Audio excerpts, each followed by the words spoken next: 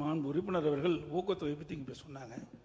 அன்றைய மாண்பு அமைச்சர் அவர்கள் அன்றைய சூழ்நிலையில் வேற, அன்றைக்கு கூலி உயர்வு கிடையாது, உரவிலை உயரல, டீசல் விலை உயரல, இன்றைக்கு எல்லாம் உயர்ந்து போச்சு. அதுக்கு தகுந்த மாதிரி தான் நீங்க ஊக்கத்தொகை கொடுத்துருக்கிறீங்க. ஆகவே அதை ஒப்பிட்டு பேசு அது பொருத்தமா இருக்கு.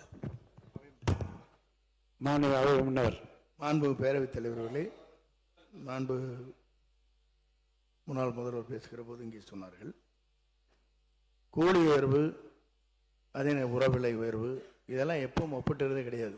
நாம் கேட்கிற ஒன்றே ஒன்று, கூடுதல் விலை கொடுக்கப்பட்டிருக்கிறதா என்ற ஒரே கேள்வி மட்டும்தான் இருக்கிறதே தவிர இதையெல்லாம் ஒப்பிட்டு காட்ட இயலாது. ஒன்று, நீங்கள் இதுவரையிலும் முதலமைச்சராக இருந்தபோது 4000 ரூபாய் கரும்புக்கு வழங்கியிருக்கிறீர்களா என்பதை மட்டும் இங்கே சொல்லுங்கள், அதற்கு நாங்கள் பதில் சொல்லுவோம். முன்னாள் முதலமைச்சர் அவர்கள், மாண்பு பேரவைத் தலைவர்களே, அதிமுக ஆட்சி இருக்கும் போது யார் அந்த துறைக்கு அமைச்சராக இருந்தனே தெரியாது பேசிட்டு இருக்காரு. ரெண்டாவது, ஒவ்வொரு ஆண்டு வருகின்ற பொழுது 20வது ஆண்டு, இன்னைக்கு 26வது ஆண்டு, 2020 2026, அதுக்கு இடைப்பட்ட காலத்தில் இன்னைக்கு பல மாறுதல் ஏற்படுது.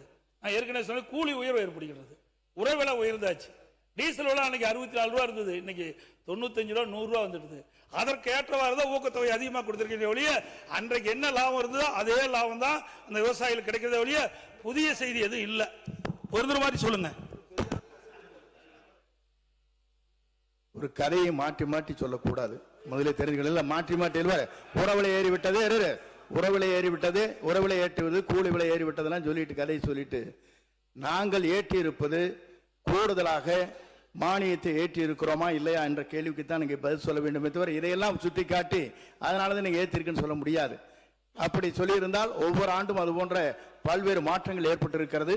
இதே போல உங்களுக்கு தெரியும், உர பற்றாக்குறை வருகிற போது தமிழ்நாட்டிலே எங்கும் உரம் கிடைக்கவில்லை என்ற நிலையில கூட அன்றைக்கும் இதே மானியத்தை தான் நீங்கள் உயர்த்தினோமே தவிர வேறொன்றும் இல்லை. இப்போது புரிந்து கொண்டால் சரி. ஒரு